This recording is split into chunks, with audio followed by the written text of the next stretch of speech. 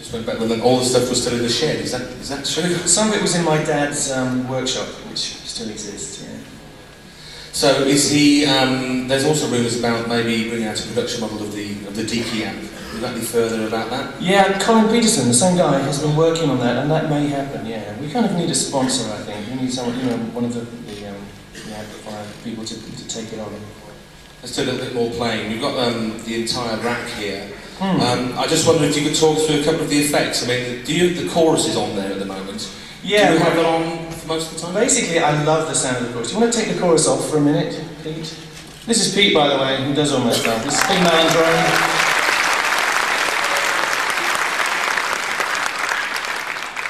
Without whom, So this is, this is just a basic, just one amp setup. It'll sound like this.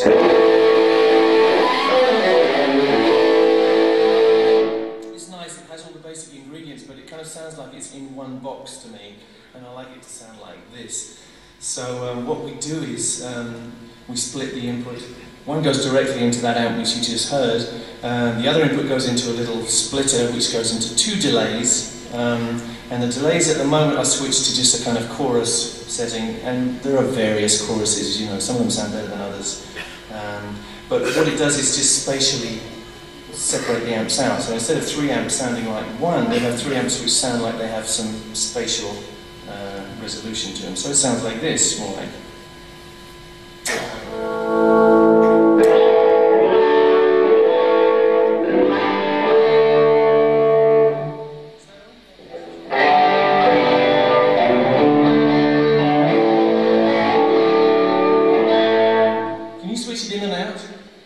Can you switch the chorus in and out when I'm playing? Okay, go for that.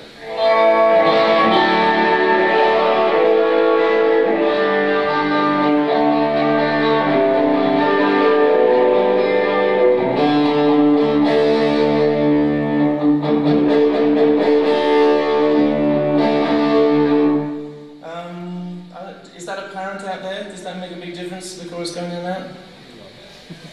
Maybe not. Well.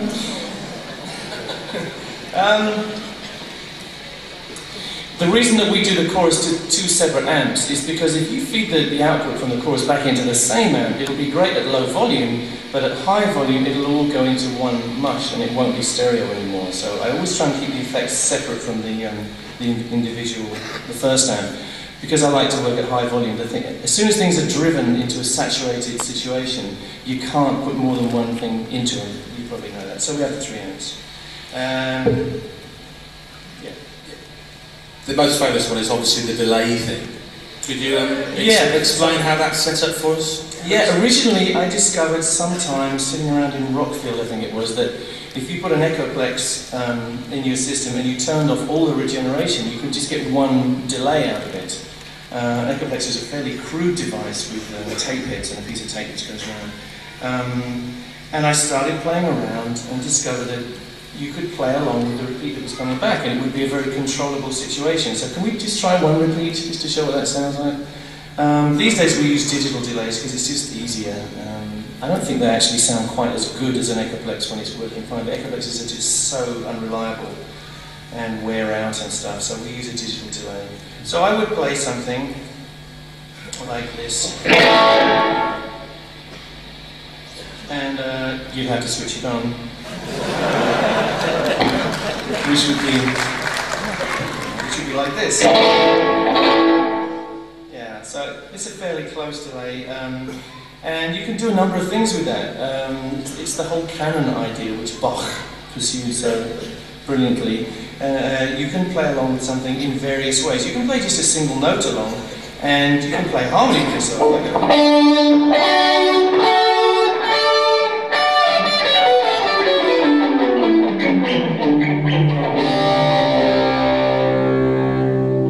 you can kind of follow yourself up and down the fingerboard if you want, making harmonies, which is really nice. And I thought, wow, wouldn't it be great if you had 2?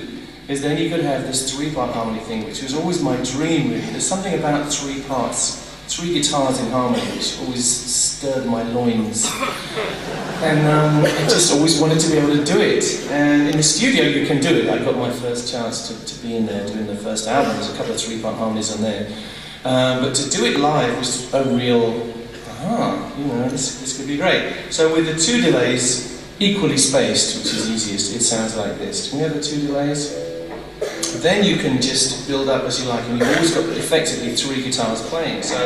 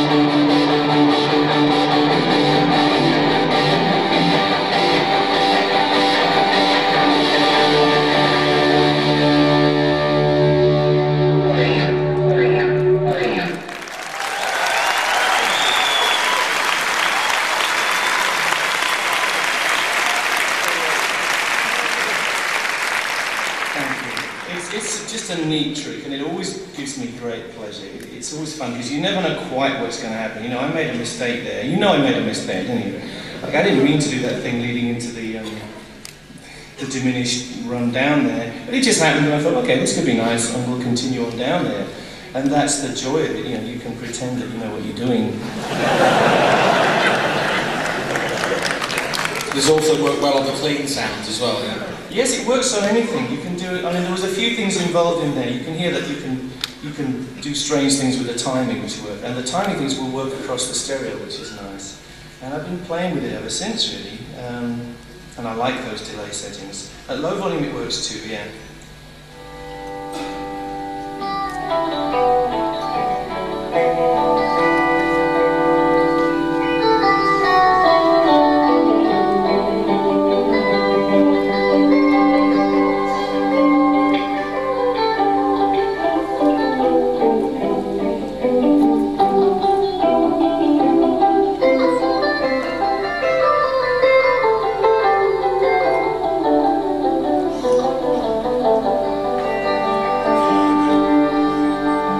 I recommend it for those long winter evenings. It's great fun.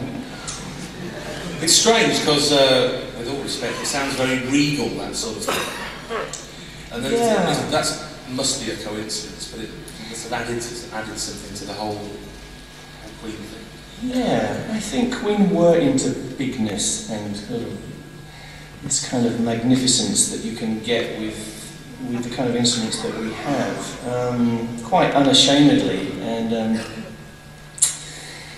yeah, we enjoy this feeling of being able to create a big emotion, I suppose, and it's a very uncool thing for a lot of people. You know, we still have all this stuff in the press of people that hate us and vilify us for kind of wanting to be big or to create something big, but it's just what we enjoy, and I'm still the same. I still like doing that. And big doesn't mean like being big all the time. It means having a big breadth. It means having a big canvas on which to paint. So if you have things which are very loud and very important and very angry or whatever, very magnificent, it's going to throw the moments that are very small and full of pathos and sadness or whatever into much more relief. So it gives you a very gives you an ability to paint, as I say, on a broad canvas and portray, in a way, I think, all the sort of depths of emotion that you want to do. And I like emotional music. I always did. You know, the most emotional piece of music I've heard, I think, for many years was Tracks of My Tears by The Miracles, and that doesn't have any of the ingredients that we have. But to me, it has a great magnificence. And without the sort of gloss which Smokey Robinson put into it, I don't think it would have had the reality either. I think there's a kind of, there's a myth abroad out there that is promoted by the music press, and even the general English press, that anything that glitters cannot be gold, and I don't think that's true. Do you have an earliest memory of when you started with the band and it started to get big, the first albums came out? Do you have a sort of early memory when you're thinking, my God, we're going up and up and up? Is there any single moment sort of strike out in the early 70s, mid-70s maybe? First one that comes to mind for me, off the top of my head, is when we came back and played the Hyde Park concert, the free concert in Hyde Park. And we were a little unsure. We didn't know how people felt about us in our own country. We'd been out and kind of crusaded abroad, and we worked damn hard. You know, we worked 9 months a year touring, and the other 3 months recording for many, many years.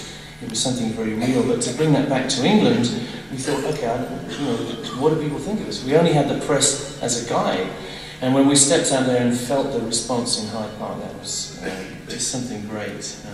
A real sort of coming home and feeling that people actually were proud of us and actually did enjoy us. So, and generally that's been true. Anytime we've come back to England thinking, oh God, I bet everyone hates us back home, it's not been the case, which has been great. And going to the other end of the career, first time you played in Argentina, South America, was that still a mind-blowing experience? It was very mind-blowing. We've been told that we could play football stadiums all around South America, and we didn't really believe it, but our manager had been out there a few times and said, yeah, we're going to do this, you're going to sell this and this out. And when we arrived there, I guess it was like being something like the Beatles in America. It was just blinding, the response that we got. And I think we gave them value for money, because most people had gone down there with a scaled down rig up to that point, but we went down there with the whole shooting match, 2 jumbo jets full of stuff, put up the whole PA, the whole lights, and they got the real rock and roll show for the first time. And boy, they did respond great. It was good. Do you have these sort of, I apologise for the crass of these questions, guys, like bad stage moments, stuff like, oh my God, when there's the pitch shifting one, which we'll talk about in a minute. There's plenty. There's many more than I could shake a stick at. If you want one off the top of my head, Las Vegas. First time we ever played Las Vegas, we had this crown. Anybody remember the big crown that used to come off the stage? It was something very grand, and nothing had ever been done like that before. I mean, moving lighting rigs, I think, we invented. Lighting rigs always moved when you took them up, when you put them up and when you took them down, but they did not move during the show. And we liked this feeling, like you could change the whole configuration in the middle. So the crown at the beginning of the Queen show was on the stage with a sort of curtain and arrangement around it, and there was, before we came on, there's loads of smoke build up.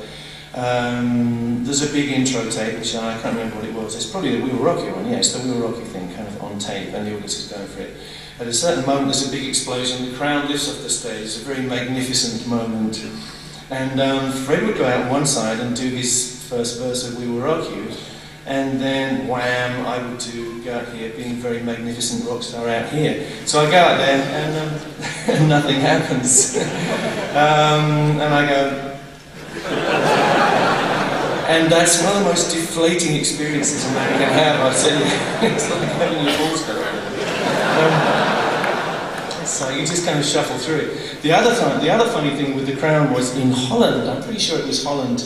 It's the big moment, the big explosion, the smoke's all there, the lights are all going, brrr, and it lifts off and something kind of happens, and this side starts going up, but this side starts going down. So we're underneath this thing, and adrenaline going, oh my God, run. And it was very funny. It looked like the Titanic disappearing.